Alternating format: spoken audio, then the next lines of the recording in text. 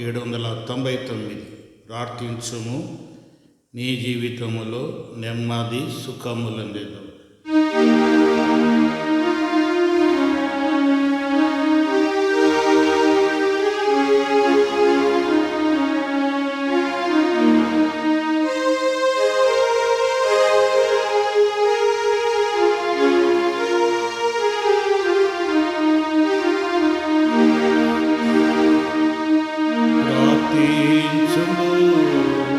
నీ జీవితములో నెమ్మది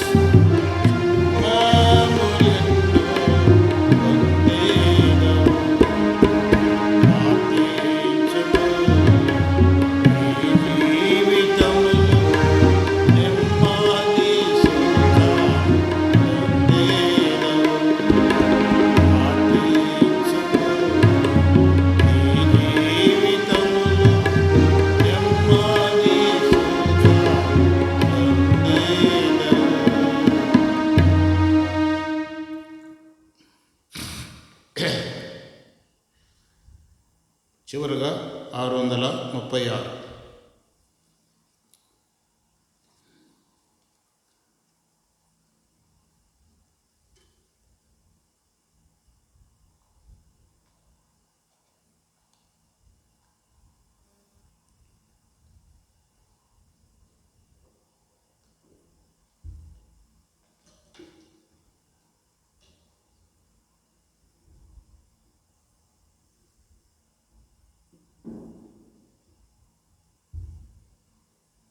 ఇంకో పుస్తకాల్లో 623, ఇంకో పుస్తకాల్లో 525,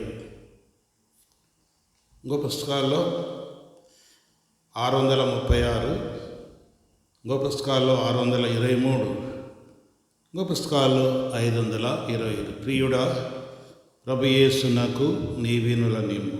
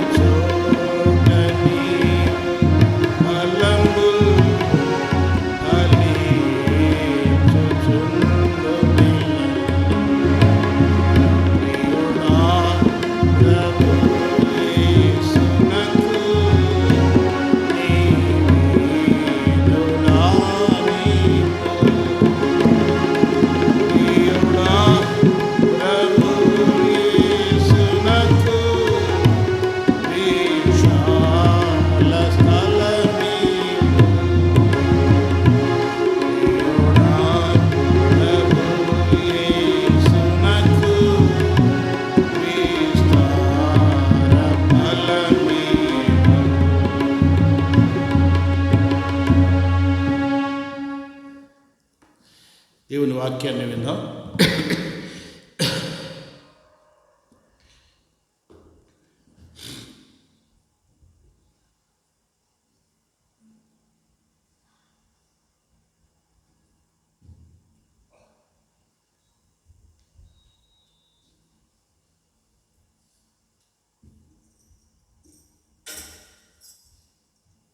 దయచేసి మోకరించండి, ప్రార్థన చేసుకుని దేవుని వాక్యాన్ని విని ప్రార్థన ప్రవేశిస్తాం.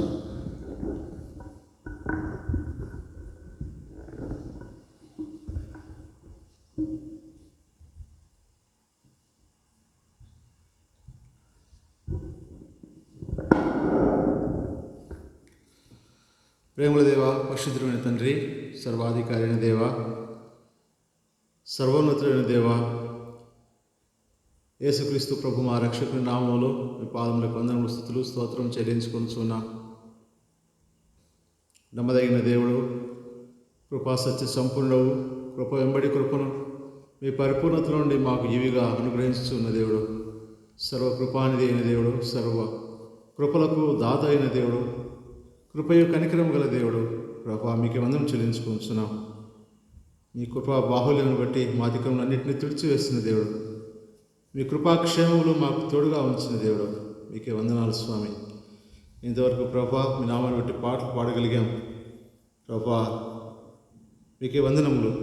ప్రార్థన కొరకై మా హృదయములను మీరు సిద్ధపరిచినందుకే మీకు ఎంతో వందనములు. తిరిగి ప్రభా మీ లేఖన భాగం కొరకై మీ వైపు చూస్తున్నాం. మీ పరలోక సింహాసనం నుంచి మీ లేఖన భాగం మాకు అనుగ్రహించిన తండ్రి, మీ లేఖనం ద్వారా మమ్మల్ని పరీక్షించుకొని యోగ్యమైన రీతిలో ప్రభా మీ సన్నిధిలో ప్రార్థన చేసి మీ నుండి జవాబు పొంది మేము స్తుతించగలుగుటకు మీ ప్రజలమైన మమ్మను సిద్ధపరచమని ప్రార్థిస్తున్నాం. దాసుడు నన్ను కూడా జ్ఞాపకం చేసుకోండి. అయోగ్యని, అపాత్రుని, జ్ఞానం లేని వాడిని ప్రభా మీ శివరక్తాన్ని ప్రోక్షించండి, నన్ను కాళ్ళు చేయండి, మీ ఆత్మని ఇప్పుడు మీరు అభిషేకించండి, మీ నోటికి బోరుగా వాడుకొని మీరే మహిమ పొందరమని ప్రార్థిస్తున్నాం. చేరవచ్చిన వారి బట్టి వందనాలు. ఇంకా రావాల్సిన వారిని, ఏర్పాట్లు ఉన్నవారిని సకాలంలో తీసుకురామని ప్రార్థిస్తున్నాం. మా మనసులన్నీ ప్రభా మీ వాక్యం వైపు కేంద్రీకరించగలిగినట్లుగా దయతో మమ్మల్ని మీ వశంలో ఉంచుకోమని ప్రార్థిస్తున్నాం.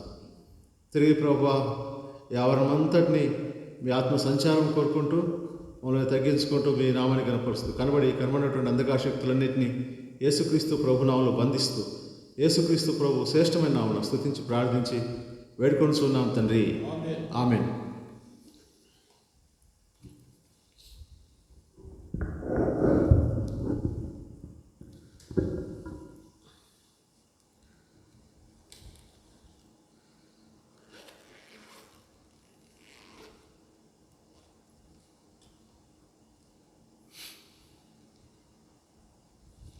రెండవ దినవృత్తాంతముల గ్రంథం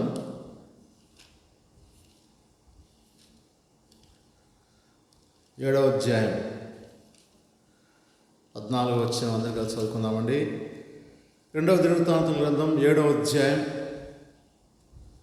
14వ వచనాన్ని అందరం కలిసి చదువుకుందాం.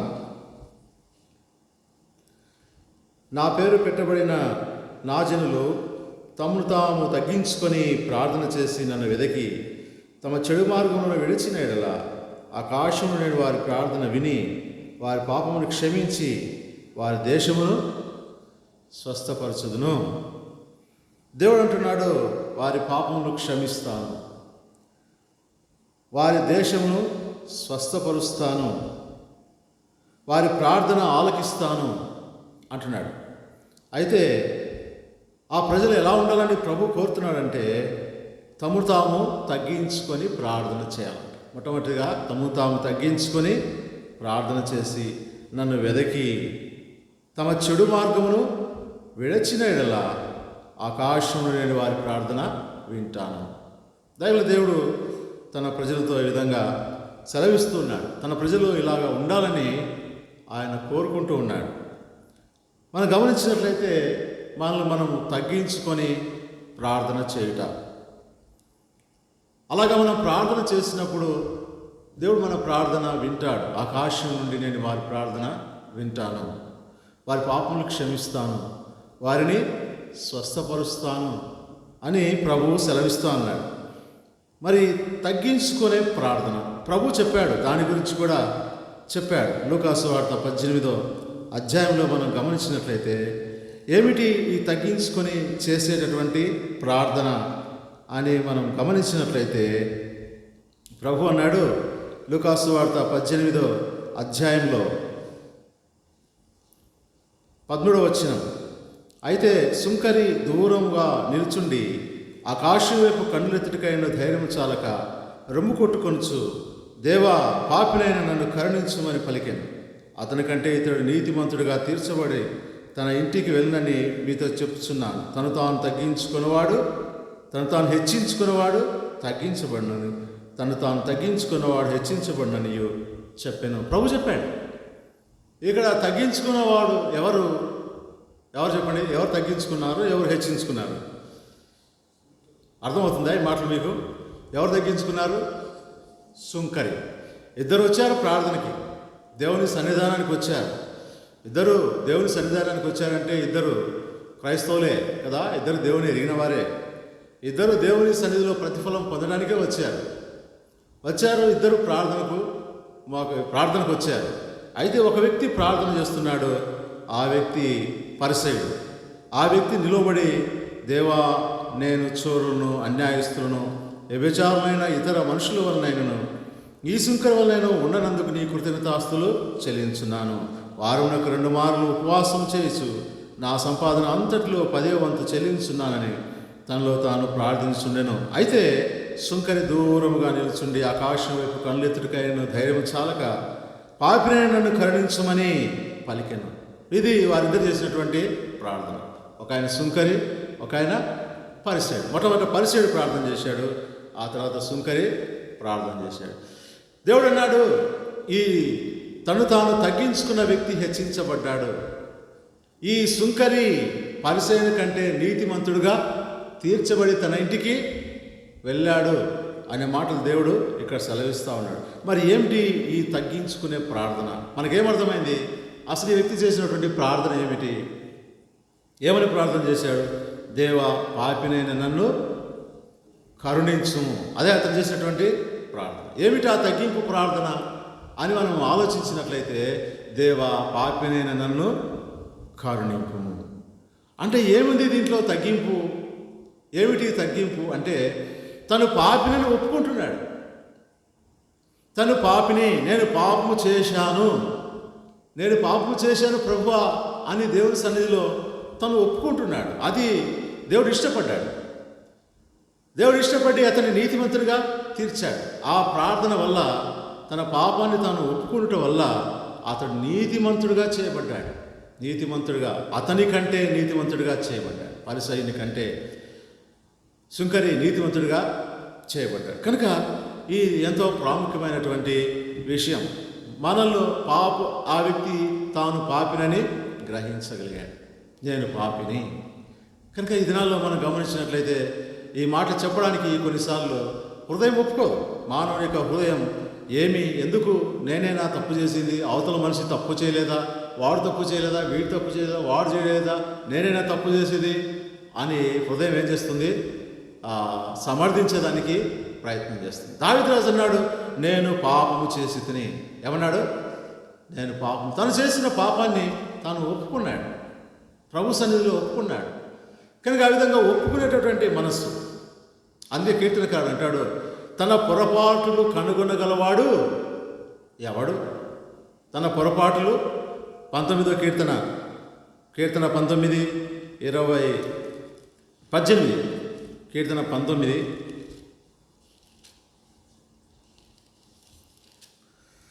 19వ కీర్తన 12వ వచనం.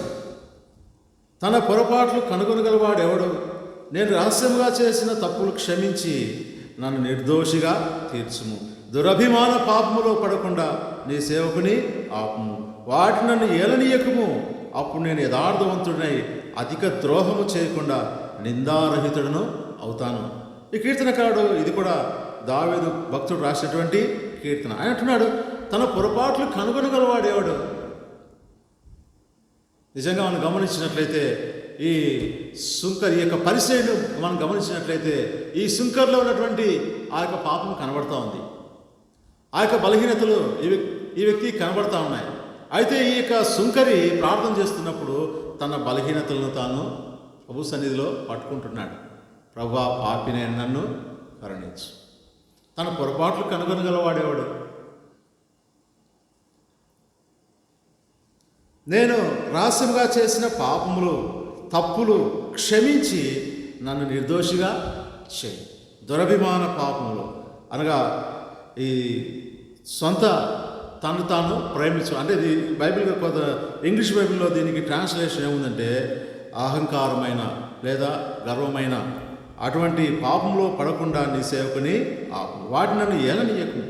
అప్పుడు నేను యథార్థవంతుడిని అధిక ద్రోహం చేయకుండా నిందారహితుడిగా ఉంటాను. కనుక నీతిమంతుడిగా చేయబడుట అన్నది ఆయన మనల్ని మనం తగ్గించుకోవడం వల్ల ఏర్పడేటటువంటి ఫలితం. కనుక నీతిమంతులుగా చేయబడట దాని కొరకై ప్రభు యొక్క కృప అవసరమైనది.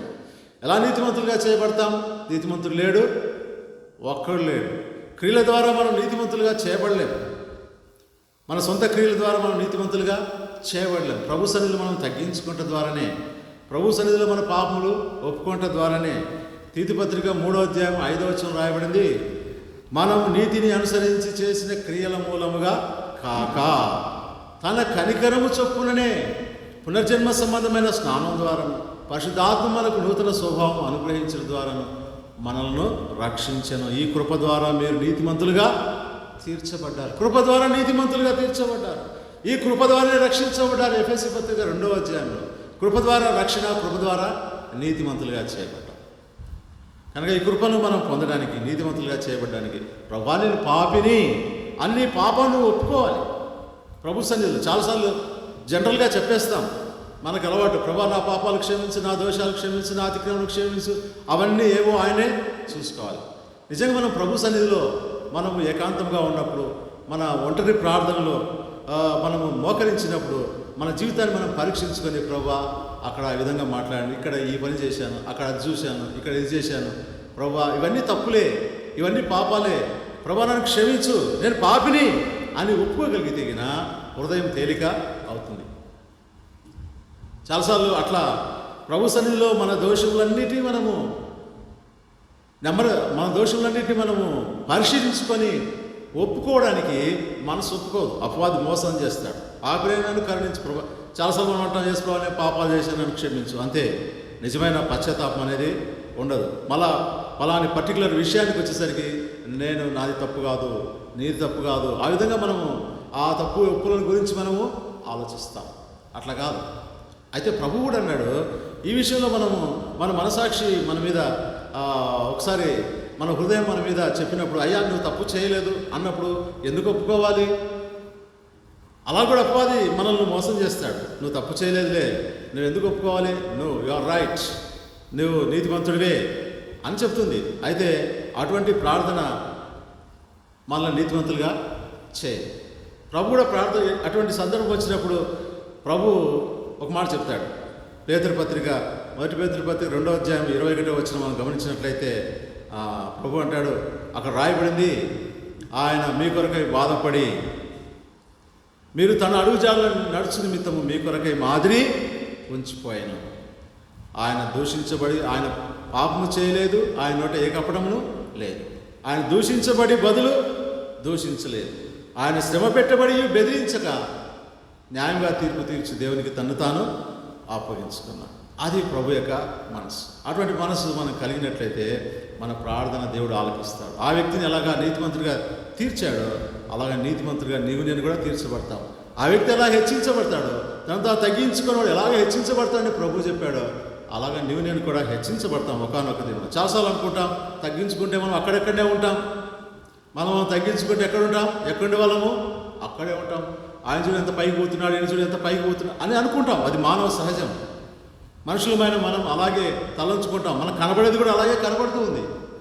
అయితే ప్రభువుకు సంపూర్ణంగా మనం అప్పగించుకొని మనం ఆయనలో మనం ఉన్నట్లయితే, ఆయన వశంలో ఉన్నట్లయితే ఆయన తన సొంత సమయంలో మనల్ని అత్యున్నతంగా హెచ్చిస్తాడు. దావీదు గొర్రెల దొడ్డిలో గొర్రెలు కాసుకుంటున్నాడు అడవిలో. అటువంటి దావీదును సింహాసనం మీద కూర్చోబెట్టాడు. యోసేపు ఆ యొక్క గోతిలో వేయబడ్డాడు. ఆ గోతిలో నుంచి బయటికి దాగి తిరిగి అనేక పరిస్థితులు గుండా అతను వెళ్ళి తిరిగి చివరికి రాజుతో సమానమైన వ్యక్తిగా దేవుడు అతన్ని ఆశీర్వదించాడు. కనుక దేవుడు ఆశీర్వదిస్తాడు, దేవుడు హెచ్చిస్తాడు. కనుక అటువంటి ప్రార్థన మనం కలిగి ఉండాలి. మొట్టమొదటిగా తగ్గించుకుంటా అంటే మన పాపం మనం ఒప్పుకుంటా, మనల్ని పరీక్షించుకుంటా, దేవుని సన్నిధిలో మన పాపం మనం ఒప్పుకొని మనం నీతిమంతులుగా చేయబడతాం. అప్పుడు మనం ప్రార్థన తగ్గించుతో కూడినటువంటి ప్రార్థనగా కనబడుతుంది. సో ఇంకొక ప్రార్థన కూడా మనం చూద్దామండి. 2వ దినవృత్తాంతాల గ్రంథం 25వ అధ్యాయం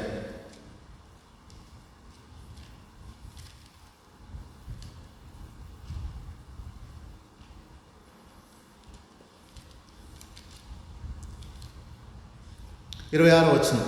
2వ దినవృత్తాంతాల గ్రంథం 25వ అధ్యాయం 2వ దినవృత్తాంతాల గ్రంథం క్షమించండి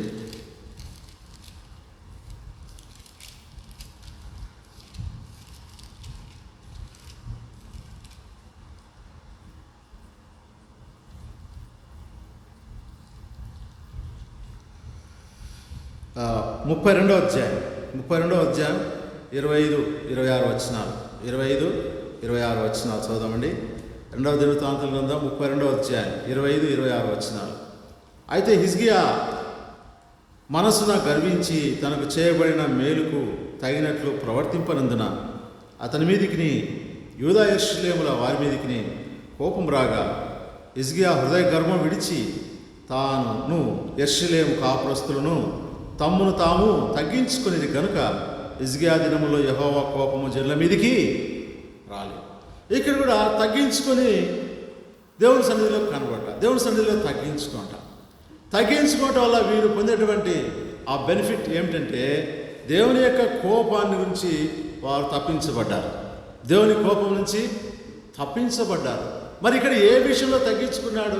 ఇక్కడ తగ్గించుకోవడాన్ని అనే మాటకు అర్థం ఏమిటి అని ఇక్కడ మనం గమనించినట్లయితే ఏ విషయంలో తగ్గించుకున్నాడు అని మనం ఇక్కడ ఈ మాటల్లో ఈ 2 వచనాలు మనం గమనించినట్లయితే హిజ్కియా హృదయ గర్వం విడిచి తగ్గించుకున్నాడు.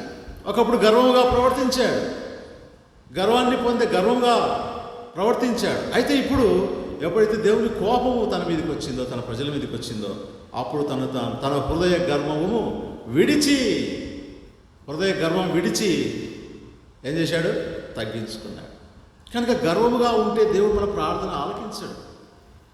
గర్వపు హృదయాన్ని దేవుడు అంగీకరించాడు. యోబు గ్రంథం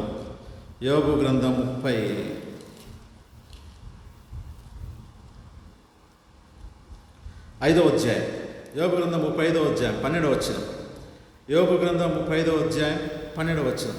కాగా వారు దుష్టులైన మనుషుల గర్వమును బట్టి మొరపెట్టుదురు కానీ ఆయన ప్రత్యుత్తరం ఇచ్చుటలేదు.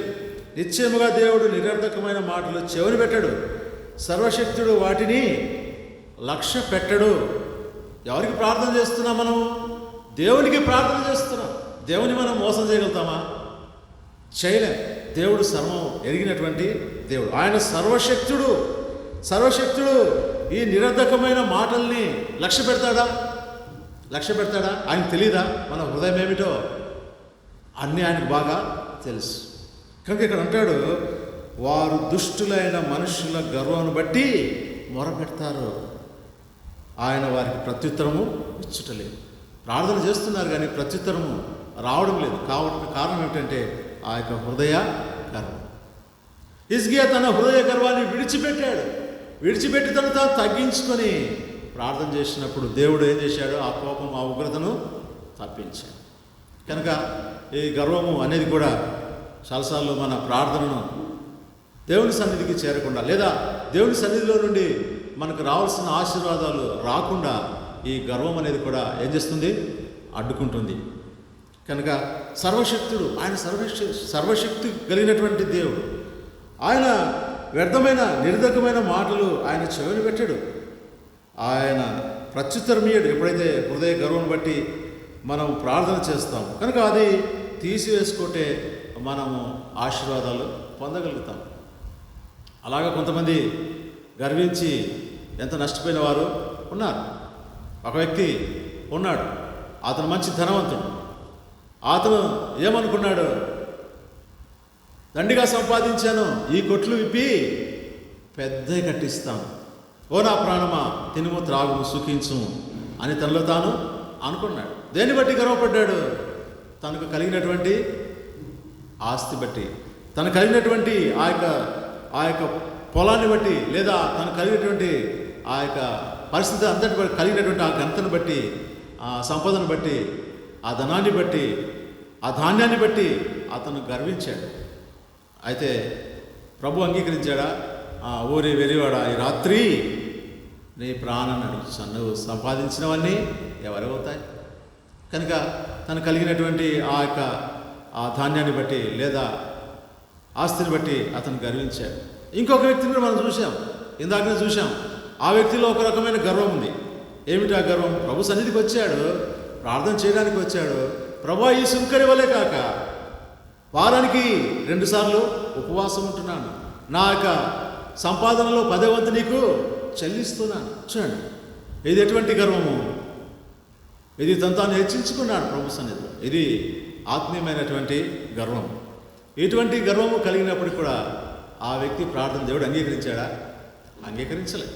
కనుక మనము ఏ రకమైనటువంటి గర్వాన్ని కలిగి, కొంతమంది తాము కలిగినటువంటి ఆ యొక్క చదువును బట్టి, ఆ యొక్క హోదాను బట్టి, ఇక తాము కులాన్ని బట్టి, తమ యొక్క పరిస్థితులన్నిటిని బట్టి, తాము ఏదైతే కొంత కలిగి ఉన్నారో దాన్నింటిని బట్టి వాళ్ళు గర్వం చెందేవారుగా, గర్వపడేవారుగా ఉంటారు. అయితే ప్రభు సన్నిధిలో అటువంటి గర్వమైన హృదయం పనికిరాదు. సర్వశక్తుడు ఆ ప్రార్థన లక్ష్యం పెట్టాడు. ఆ మనసు ఎరుగుతాడు ప్రభు, మనసు వస్తాడు. మనం పలికే మాటలు కాదు కానీ అవి ఎక్కడి నుంచి వస్తున్నాయి, ఏ విధంగా వస్తున్నాయి, అవన్నీ కూడా ప్రభు ఎరిగినవాడు. ఆయన హృదయాన్ని పరిశీలించే దేవుడు, హృదయ అంతరింద్రియాలను పరిశీలించడానికి శక్తి గల దేవుడు. మాట నోటికి రాక మునిపే హృదయం లోపల ఏముందో ఆయన గమనించేదే దేవుడు. కనుక అలాగే మనం ఆ గర్వాన్ని విడిచిపెట్టి మనం దేవుని సన్నిధిలో మనం తగ్గించుకున్నట్లయితే దేవుడు మన ప్రార్థన ఆలకిస్తాడు. ఇక ఇంకొక వచనం చూద్దామండి. మనం తగ్గించుకునే 2వ దినవృత్తాంత గ్రంథం 33వ అధ్యాయం 12వ వచనం. ఇంకొక వ్యక్తి కూడా తగ్గించుకున్నాడు. తగ్గించుకొని ప్రార్థన, అదేంటో ప్రార్థన చూద్దాం. 2వ దినవృత్తాంత గ్రంథం 33వ అధ్యాయం 12వ వచనం.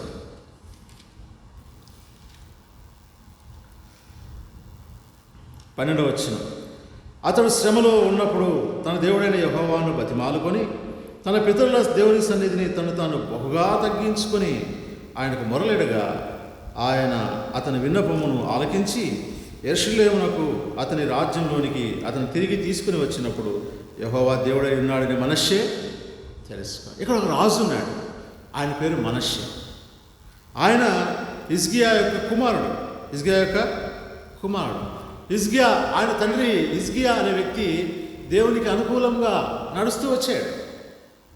తన పితరుడైన దావీదు ఎలాగా దేవునికి అనుకూలంగా జీవిస్తూ వచ్చాడో ఇతను అనుకూలంగా జీవిస్తూ వచ్చాడు, సత్యమును అనుసరించాడు, యథార్థంగా జీవించాడు.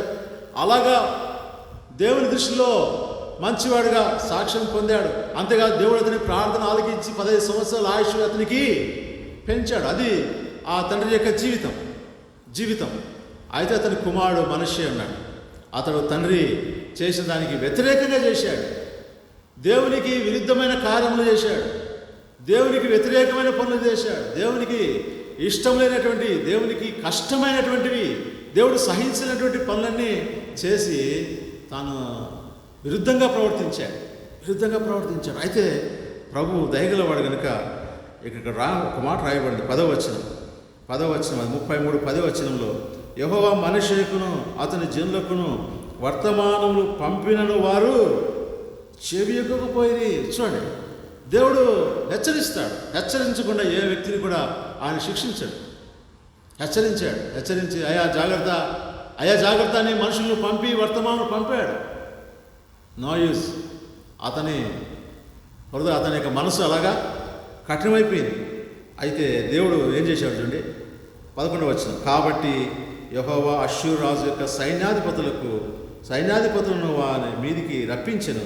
మనిషి తప్పించుకుని పోకుండా వారు అతన్ని పట్టుకొని గొలుసులతో బంధించి అతని బబులోనుకు తీసుకుని పోయి, అతడు శ్రమలో ఉన్నప్పుడు తన దేవుడైన యెహోవాకు బతిమాలుకొని తన పితరుల దేవుని సన్నిధిని తనను తాను బహుగా తగ్గించుకొని ఆయనకు మొరలిడగా ఆయన తన విన్నపమును ఆలకించి యెరూషలేమునకు అతని రాజ్యంలోనికి అతన్ని తిరిగి తీసుకుని వచ్చినప్పుడు యెహోవా దేవుడై ఉన్నాడని మనషే తెలుసుకున్నాడు. చూడండి, కొన్నిసార్లు మనం అలా ప్రవర్తించినప్పుడు దేవుడు మనల్ని శిక్షిస్తాడు. శ్రమలు వస్తాయి, కష్టాలు వస్తాయి. ఎందుకు వస్తాయి ఆలోచించాలి. ప్రభా, ఏమిటి నా యొక్క లోపం, ఏమిటి నేను చేసేటువంటి తప్పేమిటి అని గమనించి బహుగా తగ్గించుకున్నాడు. ఒకప్పుడు బహుగా విర్రవీగాడు మనిషే. ఎంత అంటే దేవునికి వ్యతిరేకమైన పనులన్నీ తన తండ్రి ఎలాగా దేవునికి అనుకూలంగా ప్రవర్తించాడో ఈ వ్యక్తి దేవునికి ప్రతికూలంగా ప్రవర్తించవచ్చాడు. నాకు తిరుగులేదు అనుకున్నాడు. అయితే దేవుడు అష్షూరు రాజును పంపించాడు. బబులోను చెరలే తీసుకుపోయారు, గొలుసులతో బంధించారు తప్పించుకోకుండా. అప్పుడు శ్రమ వచ్చింది. అయ్యో, ఏంటి పరిస్థితి? అప్పుడు పితరుల దేవుడు గుర్తొచ్చి బహుగా తగ్గించుకున్నాడు. అయితే దేవుడు కనికరం గల దేవుడు. మన దేవుడు ఎటువంటి దేవుడు చెప్పండి? కనికరం గల దేవుడు. ఎప్పుడైతే బహుగా తగ్గించుకొని ప్రార్థన చేశాడో, అలాగా దేవుని సన్నిధిలో ఒప్పుకున్నాడో, తిరిగి యెరూషలేముకి తీసుకొచ్చి తన స్థానంలో తన్ను ఉంచాడు. ఉంచిన తర్వాత అప్పుడు తెలుసుకుని నిజంగా యెహోవా దేవుడు ఆయనే నిజమైనటువంటి దేవుడు. ప్రభా పాపం చేశానని తను ఒప్పుకొని తను ఏదైతే దేవునికి వ్యతిరేకంగా చేశాడో దానంతటిని సరిచేశాడు. దానంతటిని సరిచేసి తిరిగి దేవునికి బలిపీఠాలు కట్టి బలు అర్పించి దేవునికి అనుకూలంగా తాను జీవించడానికి అంత సిద్ధపరచుకున్నాడు. అలాగా చూడండి. కనుక ఆ విధంగా మనం గమనించినట్లయితే శ్రమలో ఉన్నప్పుడు, శ్రమ వచ్చినప్పుడు తను తాను తగ్గించుకుంటూ వచ్చాడు. ఆ విధంగా మన యొక్క అవిధేయతను లేదా దేవునికి వ్యతిరేకంగా చేసినటువంటి కార్యము లేదా దేవునికి చేసేటువంటి తిరుగుబాటును మనం తగ్గించుకోవాలి. పెద్దలు కూడా అంటారు కదా, ఒక అడుగు వెనకేస్తే ఏమవుతుంది, ఒక అడుగు తగ్గితే ఏమవుతుంది అంటారు ఏదైనా సందర్భం వచ్చినప్పుడు. అంటే దేవునికి వ్యతిరేకంగా దేవుడు చెప్పినా వినకుండా మనం ఏదైతే చేస్తామో దాన్ని రివర్స్ చేసుకోవడం, తగ్గించుకోవడం అంటే దాన్ని వెనక్కి రావడం. ఎన్ని స్టెప్పులు ముందుకేసినామో దేవుని చెప్పినా వినకుండా, దేవుని ఆజ్ఞ అతిక్రమించి మనసు చెప్తూ ఉంటే, దేవుని ఆత్మను చెప్తూ ఉంటే వినకుండా, లేదా దేవుడు తన వాక్యం ద్వారా మాట్లాడుతూ గద్దిస్తుంటే వినకుండా, దేవుడు తన ప్రవక్తల ద్వారా చెప్తుంటే వినకుండా మనం ఇంకా ముందుకు ఏదైతే వేసినామో, శ్రమలు వచ్చినప్పుడు, కష్టం వచ్చినప్పుడు ఆ వేసినటువంటి అడుగులు ఏం చేయాలి? వెనక్కి తీసుకోవాలి. అది తగ్గించుకోవడం. అలాగా చేస్తూ వచ్చినప్పుడు, తిరిగి దేవునికి ఇష్టమైనది చేస్తూ వచ్చినప్పుడు, దేవుని కార్యములు దేవునికి ఇష్టం వచ్చిన రీతిలో ఆయన చిత్త ప్రకారంగా మనం జరిగిస్తూ వచ్చినప్పుడు దేవుడు బహుగా ఆశీర్వదించేవాడు. ఆయన క్షమించుటకు సిద్ధమైన మనసు గల దేవుడు. తిరిగి మనిషిని ఆ సింహాసనం మీద చూడండి, శత్రువులకి తీసుకుపోయింది ఆయనే. ఆ శత్రువుల నుంచి విడిపించి మళ్ళీ తీసుకొచ్చి సింహాసనం ఇచ్చింది ఆయన. చూడండి ఎంత గొప్ప దేవుడు. ప్రవక్తల ద్వారా పంపి హెచ్చరించాడు, వినలేదు. అయితే ఎప్పుడైతే బహుగా తగ్గించుకున్నాడో దేవుడు ఆ ప్రార్థన ఆలకించి మనిషిను హెచ్చించాడు. కనుక మనం తగ్గించుకొని, నా పేరు పెట్టబడిన నా ప్రజలు తమను తాము తగ్గించుకొని ప్రార్థన చేసి నన్ను వెతికి తమ పాపంలో తమ చెడు మార్గం విడిచినేలా ఆకాశం నేను వారి ప్రార్థన ఆలకించి వారి దేశమును స్వస్థపరిచి వారి పాపములు క్షమించి వారి దేశమును స్వస్థపరిచింది. కనుక ఈ మాటలు జ్ఞాపకం చేసుకుని మనం దేవుని సన్నిధిలో ప్రార్థన చేసి ఆశీర్వాదం పొందగలుగుతుందా. దేవుడు లేఖన బాగా దీవించుగా.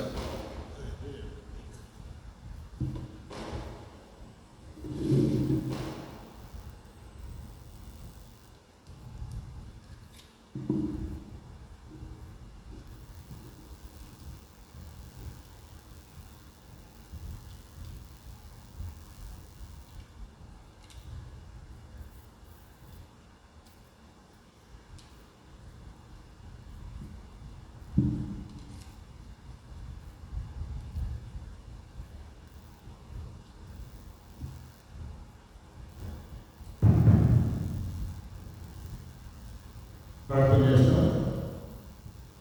ముఖ్యమైన అంశాలు గమనించండి.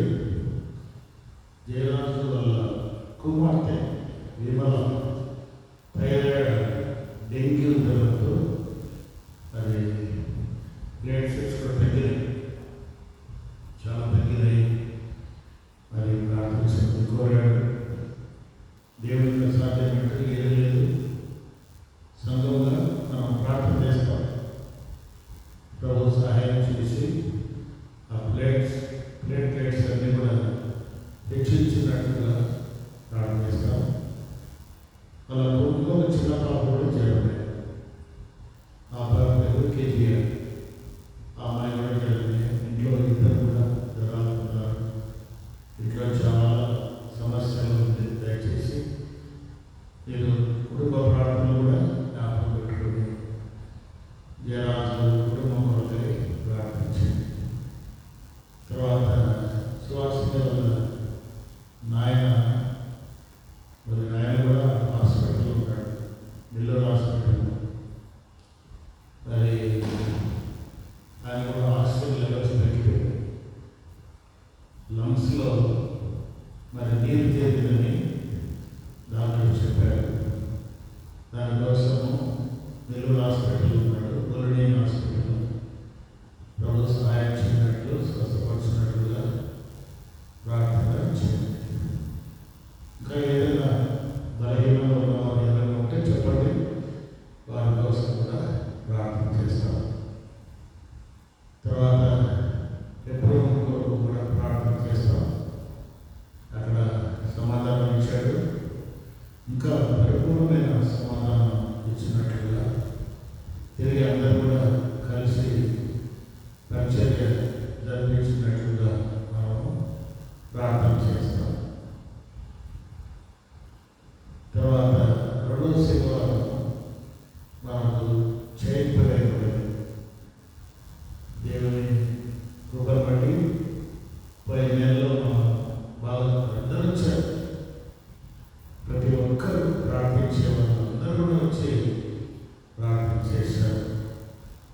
కనుక రేపు రెండవ శనివారం, ఈ శనివారం మళ్ళీ వచ్చే శనివారము చేయింపే ఎవరైతే ప్రార్థించాలని ఇష్టపడుతున్నారో తిరిగి వారి పేర్లు ఇస్తే వారికి అట్లేట్ ఆ యొక్క సమయాన్ని ఇస్తాం. ఏ గంటలో ప్రార్థించారో అనేది ఇస్తాము. దానికోసం కూడా ప్రార్థన చేయండి. మరి లోకమంతా ఎంత భయంకరమైన పరిస్థితి, మరి అంతా కూడా యుద్ధాలు, విజయవాడ మరి ఆ ప్రాంతాల్లో, కోస్తా ప్రాంతాల్లో ఎక్కువగా మరి వరదలు వచ్చాయి. వరదలు కూడా అనేకమైన మరి కుటుంబాలు నష్టపోయాయి. వారి కొరకై అక్కడ మనలు కూడా ఉంటారు, విశ్వాసం ఉంటారు, అందరూ ఉంటారు.